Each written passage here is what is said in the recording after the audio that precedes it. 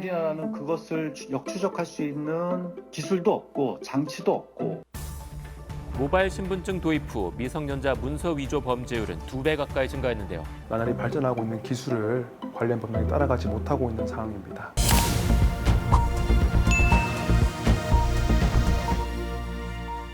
안녕하세요. 변호사의 시선으로 보는 뉴스, 여러분의 법률안경 김영민 변호사입니다. 위조 모바일 신분증 범죄는 기술이 정교해지고 온라인을 통한 접근이 쉬워지면서 급격히 증가하고 있는데요. 경찰청에 따르면 미성년자의 문서 위조 범죄 피의자 수가 2021년 656명에서 2023년 1229명으로 약 87% 이상 급격히 증가했습니다.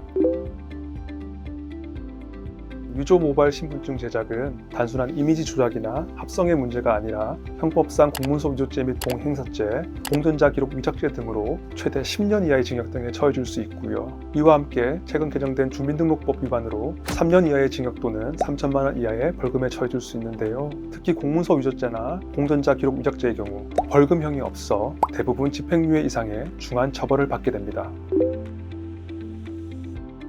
위조 모바일 신분증 거래는 익명성이 보장되는 SNS 등에서 이루어지다 보니 그 추적이 어려운데요. 최근에는 이를 악용해서 제작자들이 청소년들에게 제작비를 지불받고 잠적하는 사례가 속출하고 있고요. 피해자가 청소년이기도 하고 자신들의 교사행위, 즉 위조 신분증을 만들어달라고 요청하는 행위가 밝혀질 것을 우려해서 신고를 하지 않기 때문에 청소년들이 위조 신분증 제작자들에게 사기를 당하는 사례가 지속적으로 증가하고 있습니다.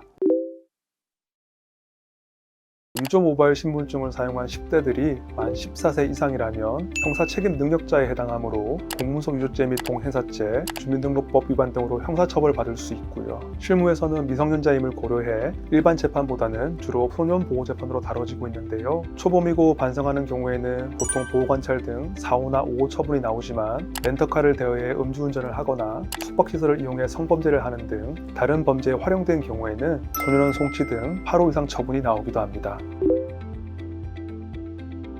종전에는 업주가 청소년의 신분증 위조로 인해 청소년이라는 사실을 알지 못한 경우에도 행정기관은 수사기관이나 법원에서 이러한 사실이 인정되어 불기소 또는 선고유예 판결을 받은 경우에만 행정처분을 면제했는데요. 최근 관련 법령이 개정되어 행정기관이 조사 과정에서 업주가 신분증 위조 등으로 청소년인 사실을 알지 못한 사정을 확인한 경우에는 행정처분을 면제할 수 있도록 했고요.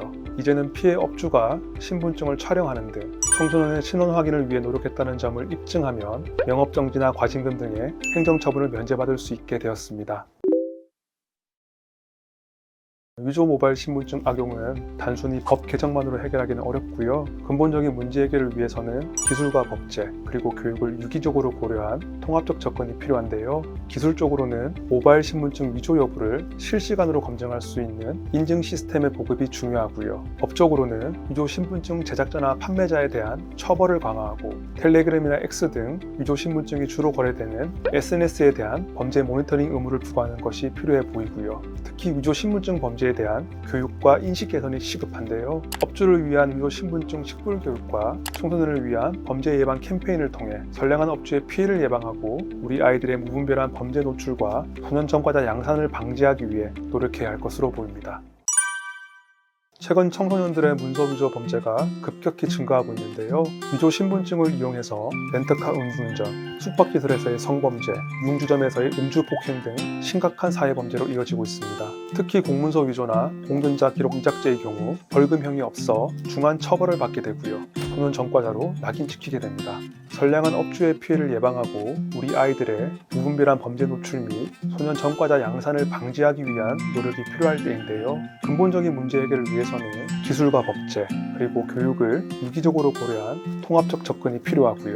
무엇보다 우리 아이들이 범죄 유혹에서 벗어나 바르게 성장할 수 있도록 청소년 범죄 예방에도 많은 관심 부탁드리겠습니다. 사건은 뉴스에서 끝나지 않습니다. 앞으로도 뉴스 속 보이지 않던 쟁점들을 법률 안경을 통해 쉽고 재밌게 보여드리겠습니다. 오늘 영상 유익하셨다면 구독과 좋아요, 알림 설정까지 부탁드리겠습니다. 감사합니다.